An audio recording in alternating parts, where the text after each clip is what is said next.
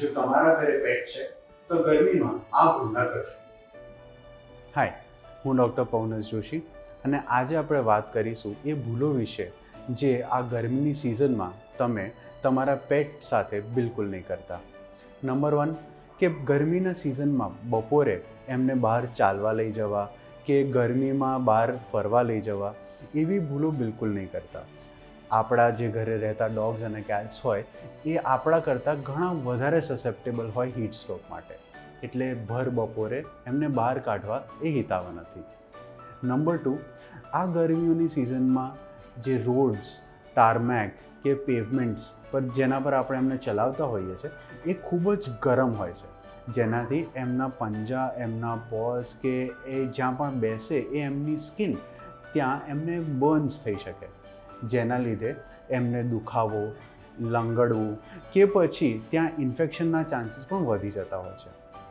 જ્યારે પણ આપણા પેટ્સ આપણા ઘરે હોય ત્યારે આપણે એ રૂમમાં કમસે કમ એક પંખો ચાલુ રાખીને થોડી બારીઓ ખોલીને રાખવી, જેથી ત્યાં પૂરતું વેન્ટિલેશન એમને મળી શકે.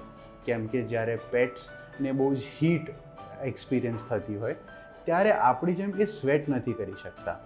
એ એમના બોડીની મિકેનિઝમ દ્વારા એ હાંફીને જ એમના બોડીને કૂલ કરી શકે છે. એટલે જો ફ્રેશ એરનો પ્રવાહ એ રૂમમાં ના હોય તો હીટ સ્ટ્રોકના ચાન્સીસ બહુ જ વધી જતા હોય છે. જે પણ પેટ્સ જેમનું લોંગ ફર છે, જેમ કે ડોગ્સમાં હસ્કીઝ છે, સેન્ટ બર્નાર્ડ છે, ગોલ્ડન રિટ્રીવર્સ છે, જર્મન શેપર્ડ્સ છે કે પછી નાના બ્રીડ્સ જેમના નાક દબાયેલા હોય છે, જેમને બ્રેકિસેફેલિક બ્રીડ્સ કહેવાય છે, જેમ કે બુલડોગ્સ છે કે પગ્સ છે, એમને એટલીસ્ટ સમર્સમાં આફ્ટરનૂનના ટાઈમમાં એમને એસીવાળા રૂમમાં એક એમ્બિયન્ટ 24 થી 26 ડિગ્રી સેલ્સિયસ પર આપણે રાખીએ તો એ ખાસા કમ્ફર્ટેબલ રહે. અને સેમ અપ્લાય થાય છે કેટ્સ માટે પણ, જેમને લોંગ ફર હોય છે, જેમ કે પર્શિયન છે કે લોંગ હેર્ડ બીજી બ્રીડ્સ છે.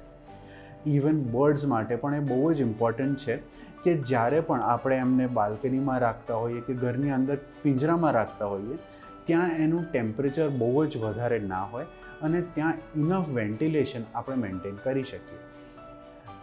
Last but not the least, સૌથી ઇમ્પોર્ટન્ટ વસ્તુ આમાં એ છે કે આપણા દરેક પેટને પૂરતું વોટર મળી રહેવું જોઈએ. એમને 24/7 ગુડ અમાઉન્ટ ઓફ વોટર એમને એક્સેસ હોવો જોઈએ, જેથી જ્યારે પણ એમને ગરમી લાગે, જ્યારે પણ એમને એમની બોડીને કૂલ ડાઉન કરવાની ઈચ્છા થાય ત્યારે તે પાણી જઈને પી શકે અને એમને પણ રિલેક્સ ફીલ થઈ શકે.